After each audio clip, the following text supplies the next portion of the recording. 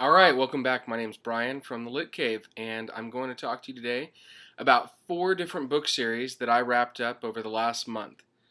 And I have been reading like crazy, trying to compete in a reading challenge between my junior high and another junior high, and to meet my 2014 reading challenge goal. I've really been enjoying myself. So in the last couple of months, I've actually finished 4 different book series, and I wanted to take a minute and just sort of give a wrap up of each of those 4 book series, and I'm going to do my best not to spoil any of them, but to basically give my input on what I thought about the 4 different book series. So let's begin. Let me tell you first the 4 book series that I'm going to be covering, the 4 book series I'm going to be talking about. One of them is the Vampire Academy series, which is 6 books, and I just recently finished those 6 books. And so I'll talk about those. The Maze Runner series, which is a 3-book series. It's a trilogy, but there is also a prequel novel, which I've not read. I've just read the trilogy, so I'll be talking about the trilogy. Also, there is the Anna and the French Kissed 3-book companion novel series, which consists of Anna and the French Kissed, Lola and the Boy Next Door, and Isla and the Happily Ever After, so I'll be talking about that briefly. And the last one is the Heroes of Olympus series, which is a 5-book sequel series to the Percy Jackson and the Olympian series. So I'll take a minute to talk about all 4 of those different book series. Okay? So the first book series I want to talk about is the Vampire Academy series, and the Vampire Academy series is 6 books that I probably would not have read normally. There was nothing that necessarily sounded good about them, and after reading the entire Twilight quadrilogy, or quartet if you would rather, and being deeply disappointed by the ending of that series, I wasn't super interested in a bunch of vampire books. But I watched the movie and I thought it was okay, not great, but I thought, let me see if the book is any better. And I read the first book and it was okay, not great, and I'm not 100% sure why I went on to the second book. I thought the first book was decent, but when I moved on to the second book, I really liked it, and I continued, and every book got better.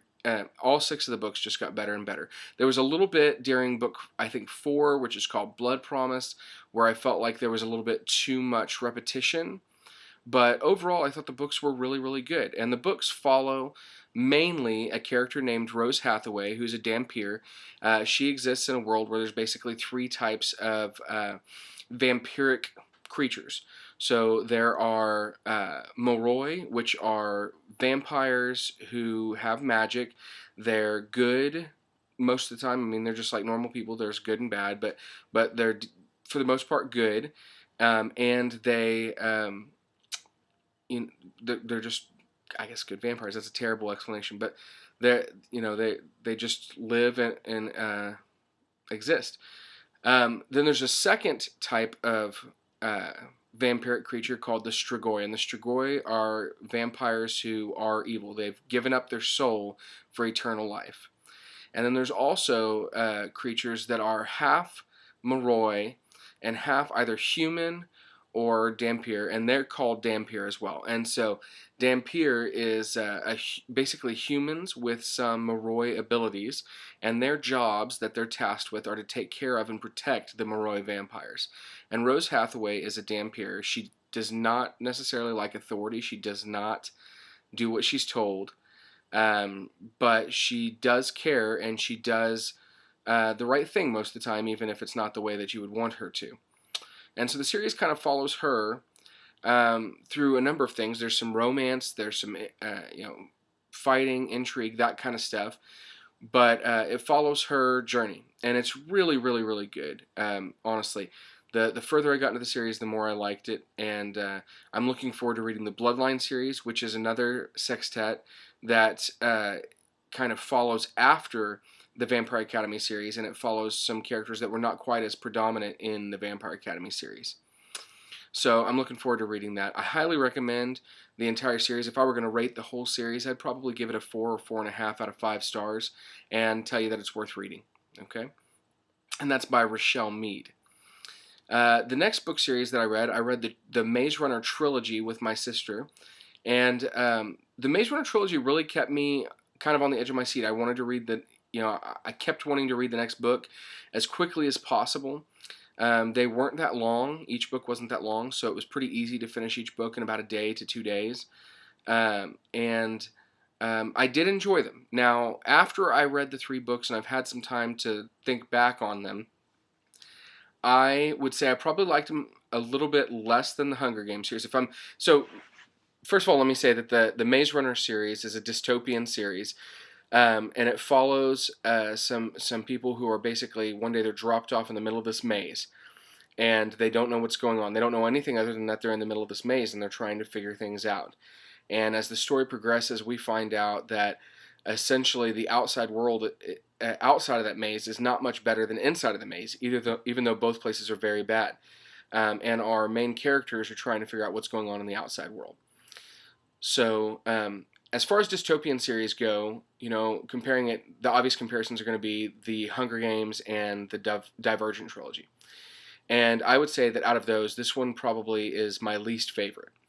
The Divergent trilogy is probably my absolute favorite, and then the Hunger Games would be second, mostly because I didn't really care for the ending as much, and then the Maze Runner would be third. But it is a good series. It's probably 4 stars. I would not go 4.5. I'd probably say it's a solid 4 stars for that series. It's written by James Dashner, and the first book has recently been made into a movie. So I'd recommend that you watch it and enjoy it, that you read it before you watch it, and hopefully that'll bring some extra enjoyment. Okay?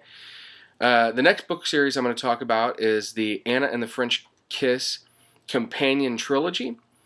So this is made up of 3 books: Anna and the French Kiss, Lola and the Boy Next Door, and Isla and the Happily Ever After. And I will say that Isla and the Happily Ever After is probably a book that I have been more eager to read than many other books that I've waited for.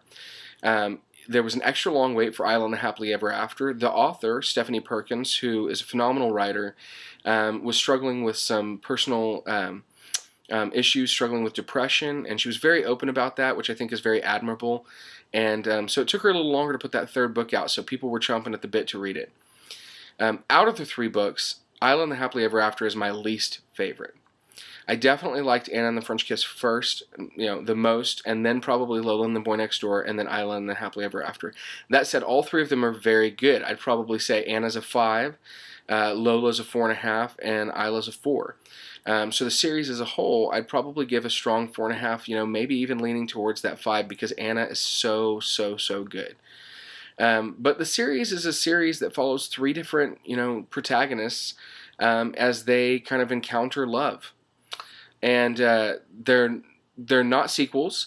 In other words, Anna and the French Kiss, we don't follow Anna in book 2, but we do have her tied into the series. And in book 3, we have Anna and Lola tied into that book as well, which is really neat. It's a neat way to do a series. I really liked the books. I'm definitely keeping them. They're some of my favorite contemporary YA. So I highly recommend them, and I think that you should definitely pick them up and read them. And the last series that I'm going to talk about is the Heroes of Olympus series, which is quintet. Yep, had to double check and count them. So those are actually right behind me, along with the Percy Jackson books and the Kane Chronicles books. But the Heroes of Olympus series happens after the 5 Percy Jackson books, and essentially, our characters from Percy Jackson carry over into this series. They're in this series as well. They're very important characters. But this one doesn't necessarily focus just on Percy and Annabeth and Grover. It's shared with a lot of other demigods. This incorporates as well the Roman pantheon of gods and goddesses, and it deals a lot with the Titans as well. They're really well written. They're middle grade books. And there's action-packed, so the action starts in scene 1 and doesn't stop until you're done. They're really good. I'd probably say, again, 4.5 stars for the whole quintet. Definitely worth owning.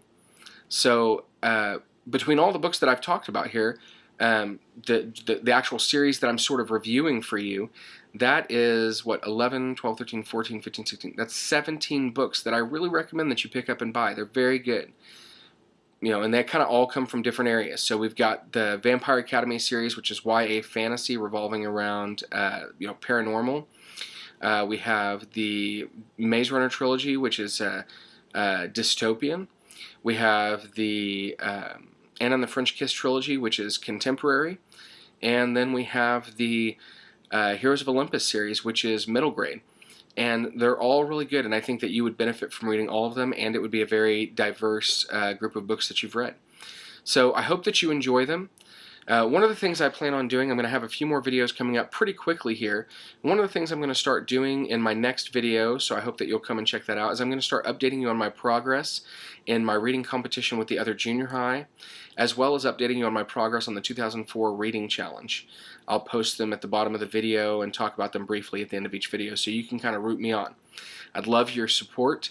If you like this video, if you'd give it a thumbs up. If you haven't subscribed to the channel, subscribe to the channel. And otherwise, I hope that you'll come back and watch another video, same lit time, same lit channel.